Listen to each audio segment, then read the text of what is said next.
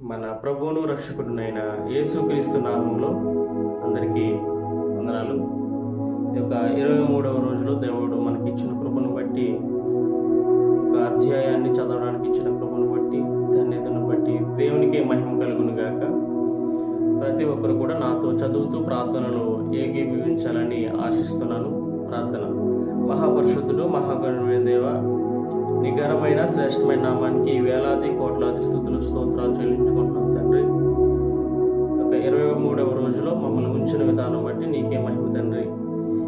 ఎవరైతే నాతో పాటు చదువుతున్నారో వారందరినీ దీవించండి, ఆశీర్వదించండి, నీ కృపలో వాడుకోమని, ఇంకా నువ్వు ముందుకు కొనసాగే బిడ్డలుగా మమ్మల్ని దీవించండి, ఆశీర్వదించండి. ఇంకా తెలియనివి ఏమైనా మాకు నేర్పించమని, మాకు తెలియచేయమని యేసు పరిశుద్ధ నామంలో అడుగుచూ ప్రార్థించి వేడుకుంటున్నాం తండ్రి. ఆమేన్. ఆదికాండము 23వ అధ్యాయము 1 నుంచి 20 వచనములు మనం చదువుకుంటూ దేవుణ్ణి స్తుతించాలని, ఆరాధించాలని ఆశపడుతున్నాను. నాతో పాటు మీరందరూ కూడా చదువుతూ ప్రార్థనలో ఏకీభవిస్తూ దేవుని దీవెనలు పొందాలని ఆశిస్తున్నాను. శారా జీవించిన కాలము అనగా శారా బ్రతికిన ఏండ్లు 127. శారా కనాను దేశమందలి హెబ్రోనును కిర్యాత్ అర్బాలో మృతి పొందెను. అప్పుడు అబ్రహాము శారా నిమిత్తము అంగలార్చుటకును ఆమెను గూర్చి ఏడ్చుటకును వచ్చెను. తరువాత అబ్రహాము మృతి పొందిన తన భార్య ఎదుట నుండి లేచి హేతు కుమారులను చూచి, మీ మధ్య నేను పరదేశినిగాను పరవాసినిగాను ఉన్నాను. మృతి పొందిన నా భార్య నా కన్నులెదుట ఉండకుండా ఆమెను పాతిపెట్టుటకు మీ తావున నాకొక శ్మశాన భూమిని స్వాస్థ్యముగా ఇయుడని అడుగగా, హేతు కుమారుడు, అయ్యా, మా మాట వినుము. నీవు మా మధ్యను మహారాజై ఉన్నావు. మా శ్మశాన భూములలో అతి శ్రేష్టమైన దానియందు మృతి పొందిన నీ భార్యను పాతిపెట్టుము. నీవు మృతి పొందిన నీ భార్యను పాతిపెట్టునట్లు మాలో తన శ్మశాన భూమి ఇయ్యనొల్లని వాడు ఎవడునూ లేడని అబ్రహాముకు ఉత్తరమిచ్చిరి. అప్పుడు అబ్రహాము లేచి ఆ దేశపు ప్రజలైన హేతు కుమారులకు సాగిలపడి, మృతి పొందిన నా భార్యను నా ఎదుట ఉండకుండా నేను పాతిపెట్టుట మీకిష్టమైతే నా మాట వినుడి. సోహారు కుమారుడైన ఎఫ్రోను తన పొలము చివరను తనకు కలిగి ఉన్న మక్పేలా గుహను నాకిచ్చినట్లు నా పక్షముగా అతనితో మనవి చేయుడి.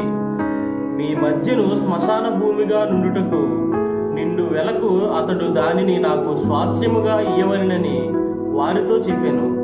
అప్పుడు ఎఫ్రోను హేతు కుమారుల మధ్యను కూర్చుండి ఉండెను.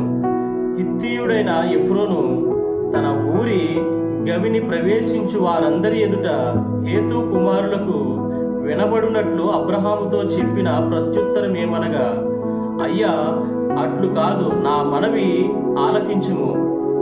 ఆ పొలమును నీకిచ్చుచున్నాను, దానిలోనున్న గుహను నీకిచ్చుచున్నాను, నా ప్రజల ఎదుట అది నీకిచ్చుచున్నాను. మృతి పొందిన నీ భార్యను పాతిపెట్టుమనెను. అప్పుడు అబ్రహాము ఆ దేశపు ప్రజల ఎదుట సాగిలపడి, సరే కాని నా మనవి ఆలకించుము. ఆ పొలమునకు వెల ఇచ్చెదను. అది నా యొద్ద పుచ్చుకునే ఎడల మృతి పొందిన నా భార్యను పాతిపెట్టెదనని ఆ దేశ ప్రజలకు వినబడునట్లు ఎఫ్రోనుతో చెప్పెను. అందుకు ఎఫ్రోను, అయ్యా, నా మాట వినుము.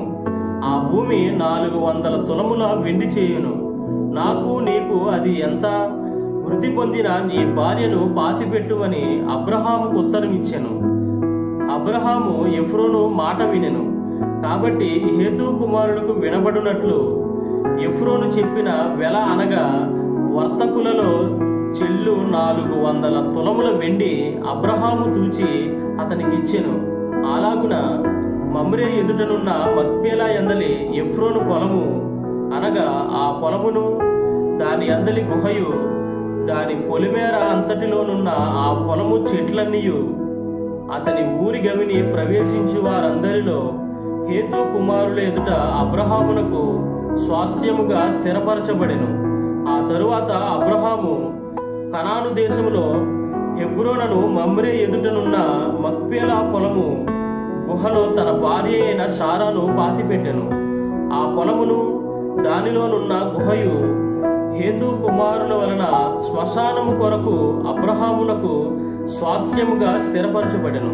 తండ్రి, ఈ పరిశుద్ధ వాక్యం దేవుడు దీవించి ఆశీర్వదించునుగాక. ప్రతి ఒక్కరు కూడా ఉదయకాలంలో వాక్యం చదువుతూ దేవుణ్ణి స్తుతించాలని, ఆరాధించాలని ఆశపడుతున్న ప్రతి ఒక్కరూ కూడా వీడియోను అందరికీ షేర్ చేయడం ద్వారా వారికి వాక్యం వినిపించేవారుగా మీరు ఉంటారని, అందరూ కూడా ప్రార్థనలో ఏకీభవిస్తూ వాక్యం ద్వారా దేవుని దీవెనలు పొందుతారని ఆశిస్తున్నాను. నెక్స్ట్ వీడియోలో మనం అందరం కలుసుకునేంత వరకు ఆయన కృప ఇప్పుడును ఎల్లప్పుడూ మనకును మన కుటుంబాలకును తోడై ఉండి నడిపించి ఆశీర్వదించునుగాక. ఆమేన్.